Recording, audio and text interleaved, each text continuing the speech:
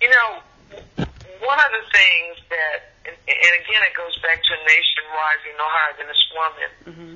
there is a profound level of responsibility on black women who do love themselves.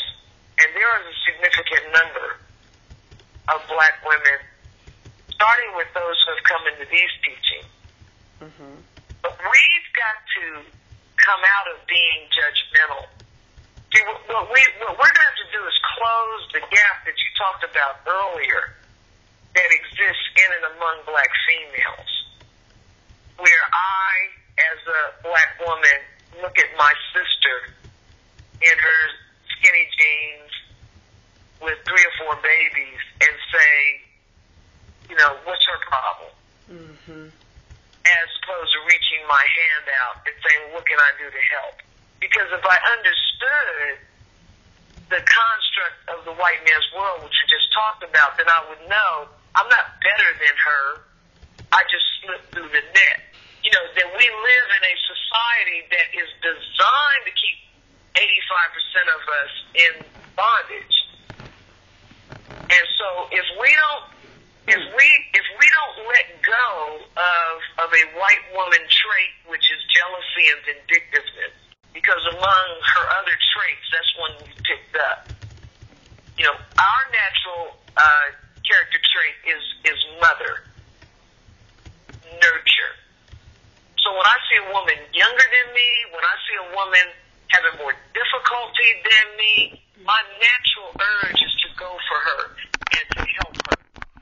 And we've got to return to that. And it doesn't take that many of us to do it. But we've got to reintroduce that factor into the black community, because it's that mother instinct that got us to this point. You know, that desire to reach out and lift up and inspire. You know, to see our sister not only physically but intellectually and spiritually, to feed her and not look at her like we're better. Wow. And the first group that should be like that is the so-called Christians and Muslim women who claim we love God.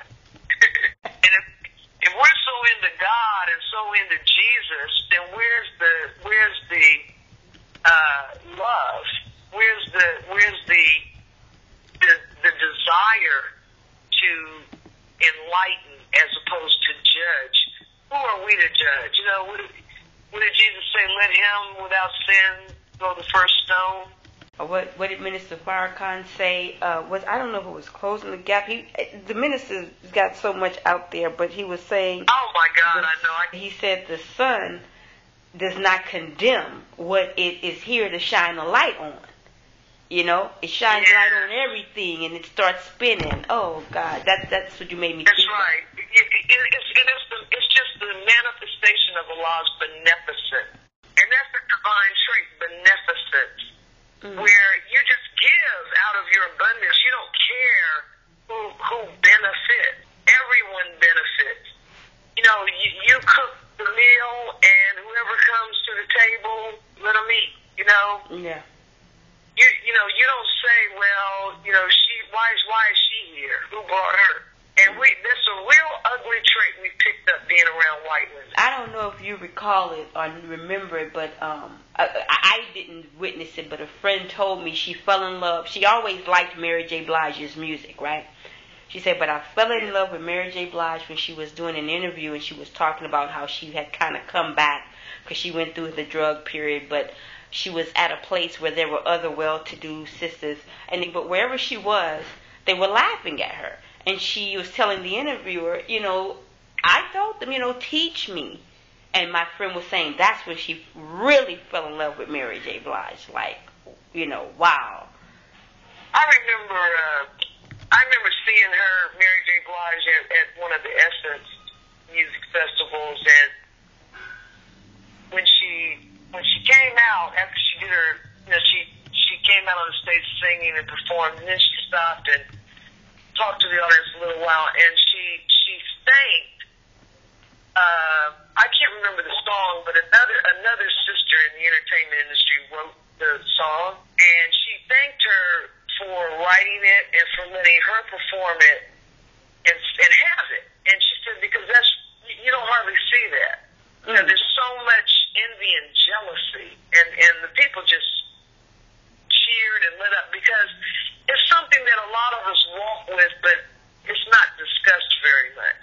We're made to feel, and we've all had that experience where we walk into a room full of black women and we feel like we're from Mars. Yeah. You know, as opposed to being embraced. And somehow, I guess unwittingly, we do it too. Because we all know the being the target of it, but none of us would lay claim to being responsible for it. And sometimes we become cliquish in our daily comings and goings, and, you know, we may not realize that's what we're doing. Whatever little cluster we have formed or have become a part of, we tend to exclude others. So it may be 5 or 6 of us in somebody's living room, and somebody we don't know comes in, and we put up the wall instead of the embrace. And we really have to change that, because out of this love that we develop for one another, we'll begin to produce a different kind of man. Yeah. We will produce men that will be the protector and provider that we want. We have to produce that. Every man living came out of a woman. Every single last one. So we get the first shot at his brain. That's deep. It's like the minister says, if you want men, produce them. Make them. Think well enough of your sister to produce a son for her daughter. That's right. And then the last question is, literally, really, you got to know. Your image, it's just like larger than life, you know. When I called you in the car, I said, Ava, the brother turned around like, oh, you know, and that's just the deep to me. Oh my God. No, but it's so real. It's like my little girl. It's like, did you get it? Did you talk to her? You want to talk to her when? Can I give her the greetings? It's like the Minister Farrakhan effect. And so to be able to talk to you, I have to contain myself and be like, okay, stay in your zone. Don't get so, because we can get starstruck, but that's not the word I'm using. It's not trivial like that. Like in awe that I remember you have another question coming, right? So I said that to say, I think it's fitting for this interview if I ask you what has made you the image that you are. I said all of that to say, you are this larger than life image to a lot of people. And what has made you that? Your parent, what is in you so that people, because they can go right now to the webcast, or they can even visit Mosque Mariam and they might catch you in a hall. People can see you, like we have these images that are real. So for the little girls reading, what makes a Minister Ava Muhammad? Yes, ma'am. All praise is due to Allah first and foremost. And, I think I am an example of the value of a mother and father who love each other and love their children. And my mother and father were married 13 years before they had their first child, which was me. And then I was followed by my 2 sisters. And my parents never got over, especially my dad, they never really got over the thrill of being parents. They loved being parents. And I think that what that did, because if you met my 2 sisters, they are the same as me, even though they're very different, and they're in different fields of endeavor.